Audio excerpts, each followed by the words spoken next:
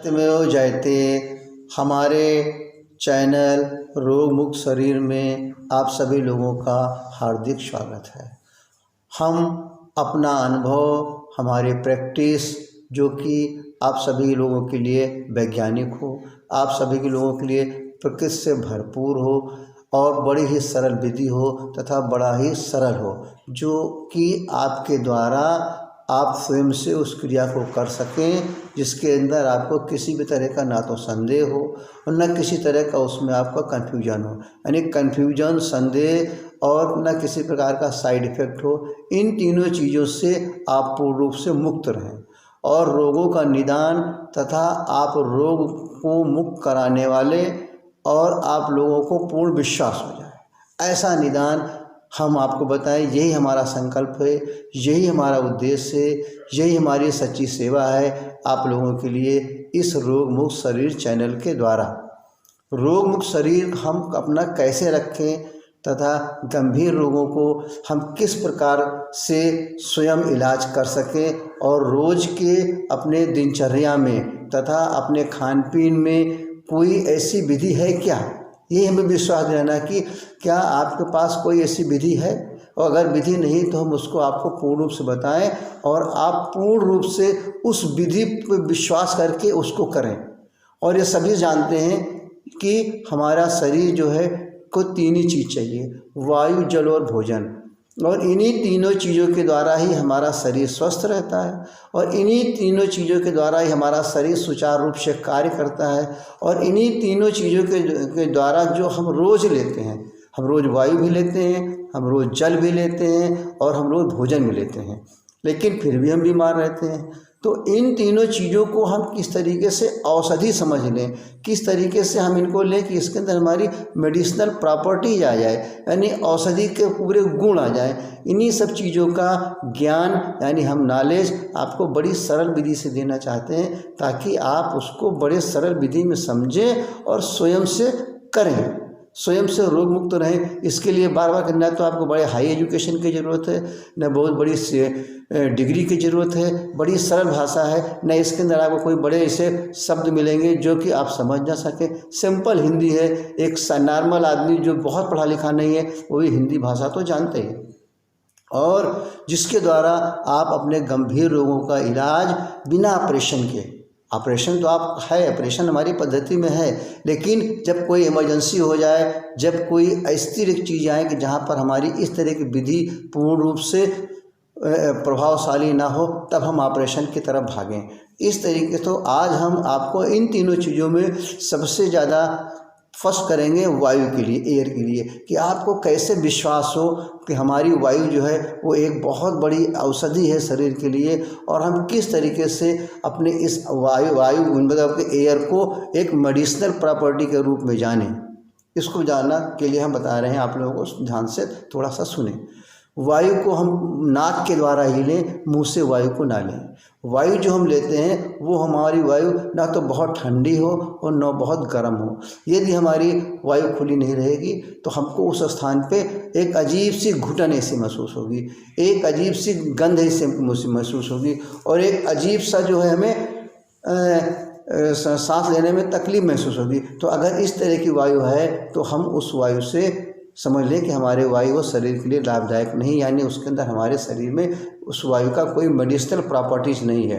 और इसके साथ में हम इस आपको बताना चाहते हैं कि हमारा सारा कार्य, शरीर का जो भी कार्य हमारा शरीर का होता है वो सारा कार्य हमारा वायु के द्वारा ही होता है। जितने भी गतियाँ हमारे शरीर को होती, जो भी हमारे शरीर के अंग कार्य कर रहे हैं, वो सारे अंग हमारे शरीर के वायु के द्वारा ही चलते हैं।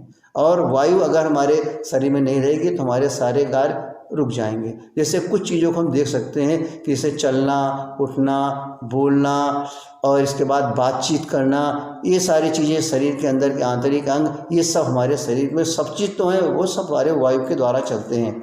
और यदि हमारे शरीर के अंदर कि जिस स्थान पे वायु नहीं पहुंच पाता है वहाँ पर हमारे किस तरह की परेशानी आती हैं, शरीर के अंदर जकड़ाहट होने लगती है, पैरालिसिस जिसे हम लकवा कहते हैं साधारण भाषा में। लकवा भी हमारे वायु का ही सबसे बड़ा दोष है। शरीर का कहीं पर सुन्न हो जाना, शरीर का कहीं पर हार्डनेस आना, कठोर हो जाना, शरीर के अंदर कमजोरी के आना, शरीर के अंदर कब्ज की शिकायत रहना, नाखून, दांतों और त्वचा के रंग के अंदर परिवर्तन आना, कालापन आना, इसके बाद हमारे शरीर का स्वाद का सहला हो जाना, वायु के बोलने में लड़खड़ाहट पैदा होना, आवाज़ें हमारी बोलने में फंसने लगना, आवाज़ हमारी पूर्ण रूप से साफ न निकलना, ये सब सारी हमारे वाह एक तरह से जांचें हैं, या वाह एक तरह से आप पहचान जाते हैं कि हमारे शरीर के अंदर वायु का दोष है। क्यों कि वायु ही हमारे शरीर की सबसे इम्पॉर्टेंट चीज़ है, जिसे हम प्राण कहते हैं, आत्मा कहते हैं, परमात्मा कहते हैं। एक छोटी सी कहानी हम वायु के बारे में बताना चाहते हैं, क्योंकि हम सभी जानते हैं कि हमारा शरीर जो है ईश्वर का बनाया हुआ है, 5 तत्व उसके अंदर हमारे हैं, जल, वायु, अग्नि, आकाश और मिट्टी। जब ईश्वर ने मनुष्य को बनाया, ध्यान सुनिए सर आप लोग, जब ईश्वर ने मनुष्य को बनाया और मनुष्य को बनाने के बाद उसको सबसे सुंदर रचना लगी, तो उसके बाद जब मनुष्य बन के तैयार हो गया पूर्ण रूप से, तो उसने ईश्वर ने कहा कि भाई आप तो हमने बहुत बड़ी सुंदर रचना की, तो हमें कुछ दक्षिणा दीजिए। तो मनुष्य ने कहा कि आप जो चाहें सो मांग लें। तो मनुष्य को भगवान ने कहा कि देखो भाई, हमने आपको 5 चीज़ों में हमने बनाया शरीर को, तो हम 5 चीज़ों में से जो भी चीज़ हम मांगेंगे हमें दोगे आप? तो मनुष्य ने कहा हाँ साहब मांगिए, बिल्कुल मांगिए, हम वही चीज़ आपको देंगे जो आप मांगेंगे। भगवान ने फिर कहा कि सोच लो कि हम 5 चीज़ों से आपको दिए, हमें केवल आपकी एक चीज़ चाहिए। तो मनुष्य ने कहा हाँ भाई ले लो एक चीज़। भगवान ने कहा अच्छा, हम आपके शरीर को जल दिए हैं, अग्नि दिए हैं, वायु दिए हैं, मिट्टी दिए हैं, आकाश दिए हैं, तो इसमें से हमें आप एक चीज़ दे दो खाली। बोला वायु दे दें। तो मनुष्य ने सोचा कि बड़ी देर तक सोचता रहा कि ठीक है भाई। उसके बाद सोचा कि भाई जल तो दे नहीं सकते हैं, भगवान को मिट्टी तो दे नहीं सकते हैं, भगवान को अग्नि तो दे नहीं सकते हैं, और भगवान को आकाश तो दे नहीं सकते हैं। तो फिर वायु, जब उसने कहा कि ये तो बहुत सारा सस्ती चीज़ मांगे, बोले ले जाइए मग प्रभु जी आप वायु के लिए जाइए, क्योंकि उसने सोचा कि वायु तो हमें आँख से दिखाई भी नहीं पड़ रही है, वायु को तो हमको कुछ महसूस ही नहीं हो रहा है, क्योंकि हम अग्नि को भी देख रहे हैं आँख से, जल को भी देख रहे हैं आँख से, आकाश को भी देख रहे हैं आँख से, इन सब चीज़ों को तो आप मिट्टी को भी देख रहे हैं। अरे वायु को ले आने दी। भगवान ने कहा ठीक है, सोच समझ लिया, ठीक है। तो भगवान, आप कभी इस चीज़ को सोचा है कि हमारा शरीर में सब कुछ भरा रहता है, हर चीज़ हमारे शरीर के अंदर मौजूद रहती है, किसी भी चीज़ की कमी नहीं रहती है। जब भगवान हमारे शरीर से रुष्ट होते हैं, या जब हमारे भगवान हमको इस शरीर से अलग करना चाहते हैं, या शरीर को दंड देना चाहते हैं, तो वो अंत में हमारे शरीर से केवल अपनी चीज़ ले लेते हैं, वो वायु ले लेते हैं बस। बाकी न हमारे शरीर का जल लेते हैं, न हमारे शरीर की मिट्टी लेते हैं जिससे हमारा शरीर बना हुआ है, किसी चीज़ को नहीं लेते हैं। तो हम, लेकिन वो अपने को हम कहते हैं कि भगवान कण कण में हर जगह हैं, बिल्कुल सत्य है, विश्वास करिए। और आप हमेशा, हर प्राणी, हर वर्ग का प्राणी, हर वर्ग का जीव महसूस करता है कि भगवान हमारे चारों तरफ हमेशा है, सोते जागते उठते बैठते। कैसे?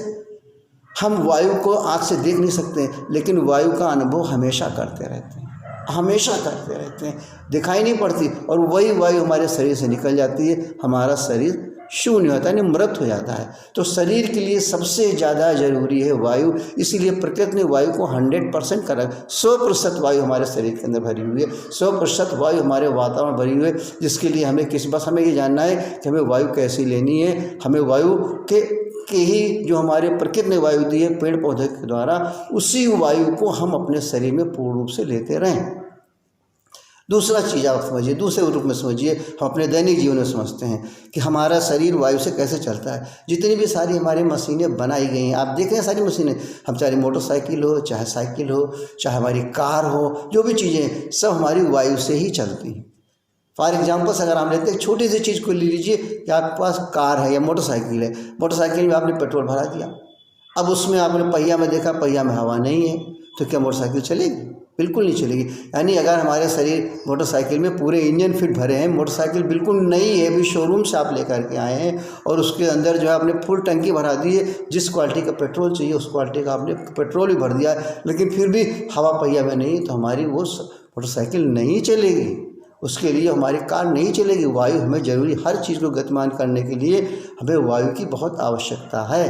और इसी प्रकार से हमें वायु सबसे ज़रूरी हम बता रहे हैं आपको। अब उसको दूसरा रूप आप देखिए कि जब हमारे शरीर में वायु, या हमारे शरीर में या हमारी साइकिल में या मोटरसाइकिल में वायु नहीं होती, पंचर हो जाता है, तो हम उसको लेके पंचर की दुकान पे जाते हैं। तो पंचर की दुकान वाला क्या करता है, उसको जांच करता है। तो जांच करने की विधि क्या होती है, वो एक टब में पानी लेता है, पानी उसके अंदर भरता है और ट्यूब में हवा भर करके पानी के अंदर डुबोता है। यानी हमारे जाँच करने की जो टेस्टिंग है, जो इंस्ट्रूमेंट है, जो मशीन है, वो हमारा पानी है। और इसके बाद उसको जांच करता है और जांच करने के बाद उसके अंदर वो देखता है कि यहाँ पे हवा निकल रही है। यही पानी ही हमारे लिए जो है जांच की सबसे बड़ी प्रोसेस है या सबसे बड़ा प्रोसीजर है। तो हम ये कह सकते हैं कि जांच होने के बाद, पंचर बराबर निकलने के बाद हम उसको जोड़ते हैं। तो जोड़ने का जो काम करते हैं, सॉल्यूशन यूज करते हैं, वही सॉल्यूशन ही हमारा भोजन है।